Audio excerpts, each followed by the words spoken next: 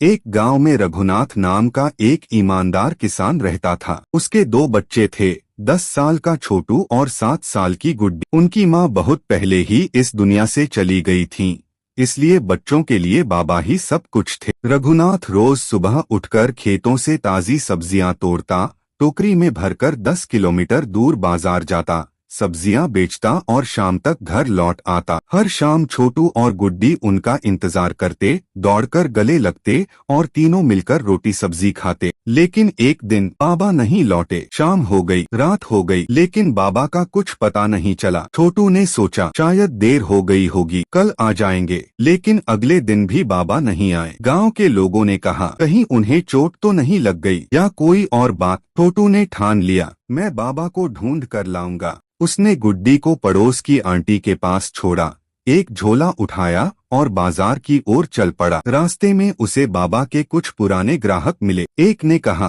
कल उन्होंने सब्जियां तो बेची थीं, लेकिन उसके बाद एक अजनबी आदमी के साथ जाते देखा था। छोटू ने पूछा कौन आदमी? अजीब सा था, पहले कभी नहीं देखा। छोटू ने उस आदमी के बारे में सब जगह पूछताछ की। आखिरकार पता चला कि वह एक शहर का आदमी था जो गांव के भोले भाले लोगों को शहर में नौकरी देने का झूठा लालच देता था। रघुनाथ भी उसी के झांसे में आ गए थे, लेकिन रघुनाथ को जल्दी ही उस आदमी की सच्चाई समझ आ गई। वह उसके ट्रक से भाग निकले और एक दूरदराज के गांव में शरण ली। वहीं उन्हें चोट लग गई और वे एक पुराने अस्पताल में भर्ती हो गए। उनके पास किसी का संपर्क नंबर नहीं था। 3 दिन तक भटकने के बाद छोटू को एक चौकीदार ने बताया कि पास की डिस्पेंसरी में एक आदमी भर्ती है जो उसके बाबा जैसा दिखता है।